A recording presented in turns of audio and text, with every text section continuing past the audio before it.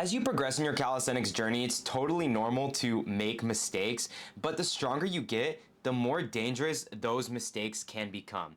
At first, this might cost you a few weeks or months of training progress, but as you get stronger, these mistakes can cost you months or even years, and sometimes they can just straight up injure you. I've personally made every single one of these mistakes, and I see my clients make them time and time again. Today, I'll walk through the most common mistakes at every single level. Let's jump right into it. As a beginner, one of the most common mistakes that I see is people find the fundamentals boring and they just want to skip them. A lot of people get into calisthenics because they see the super flashy moves and they want to recreate that. But I know for a fact learning how to do things like a planche lean or an active scapula hang can be really boring and not as rewarding as a lot of people think. On top of that as well, calisthenics training really doesn't feel like weightlifting. When you're lifting weights and getting a pump, your muscles feel really good. You feel really big and swole. But when you're first starting with calisthenics, doing a lot of these movements, you're gonna find your joints feel kind of achy. You're like, ow, my wrist and elbow is not used to this. And that's a conditioning that's so important at this stage because it's gonna make sure we don't get injured later on. And it's also gonna make sure we don't have to unlearn any bad habits later on down the road. Another mistake I see beginners make is that they have no idea how to measure their progress. With weightlifting, it's pretty intuitive because there's a weight on the bar. You can just track how much you're moving and try to increase that over time.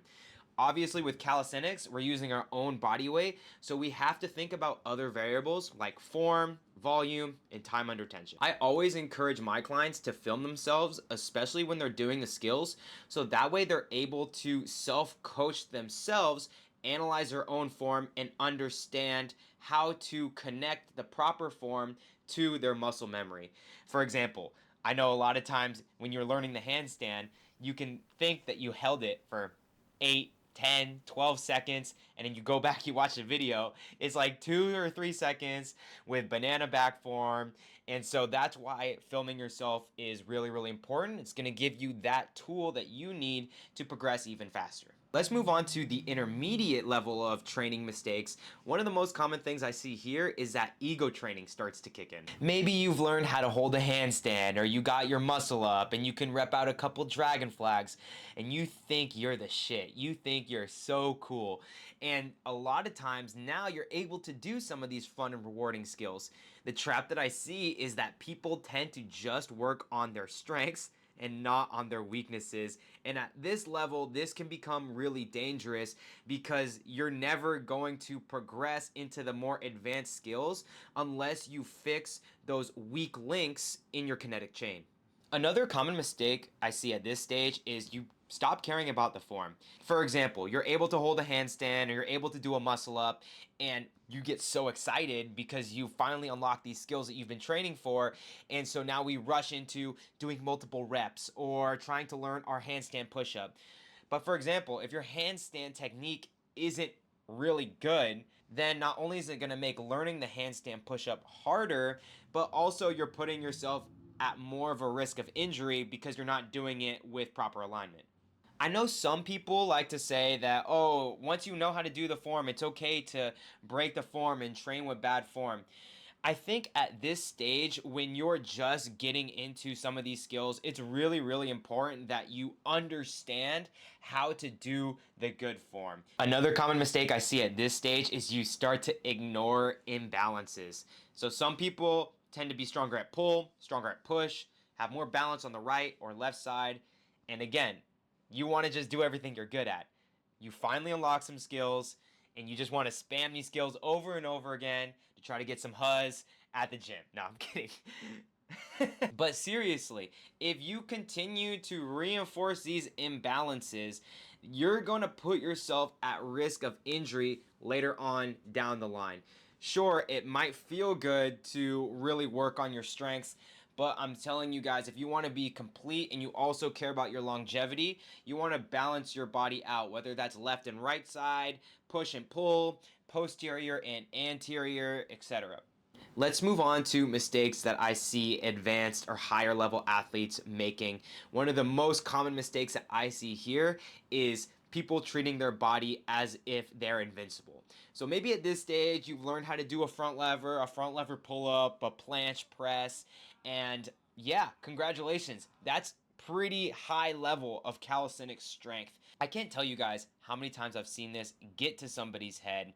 Just because they are strong doesn't mean they're invincible. This is a kind of athlete who will skip their warm up or ignore recovery, and this will work for a time until it doesn't, right? And just because you're able to do these skills, again, doesn't mean you're invincible. I would really encourage you guys to focus on your recovery, focus on specific warm-ups at this phase, and it's gonna make a huge difference. Yes, at this stage you're strong, but you still want to continue training smart, right? So that we're not going to get injured. That's the main theme of this here. Another super common mistake at this level is training with ego and not necessarily a plan. So this one hits home for me personally, specifically with my one-arm handstand training. I remember when I first started, yeah, you can lean and you can bring your hand off. I really wanted to just get a super solid hold for my Instagram page so I can post it. I could say that I learned the one-arm handstand. And what happened? I just kept rushing the movement, taking my hand off, having my ego tell me that I could just hold it if my hand just magically came off of the parallel bar. And I really wanted that clip. And I just spammed the attempts over and over again without doing any of the drills. I kept repeating this for almost the better part of a year, maybe even like 2 years. Don't be like me, guys. It's really important to have a structured plan, and not everything has to be recorded for your Instagram or your social media. It's probably better at this stage to really focus on specific things that you need to work on. So for me, for example, instead of just taking my hand off and trying to hold it, I need to work on the drills like weight shifting, really focusing on the fingertip holds, etc. As you can see, guys, it's really easy to make mistakes no matter what level you're in with your calisthenics, but I hope this video was helpful to you. Let me know in the comments, which mistake were you making?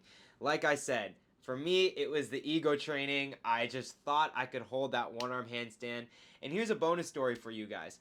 When I first started training my planche, I was always doing it with bent arms until I went to my friend's house. I saw him do it with straight arms for the first time. My mind was completely blown. I had to go back and unlearn all those bad habits and then relearn the planche. So that would fall into, one of those beginner mistakes of just rushing the fundamentals.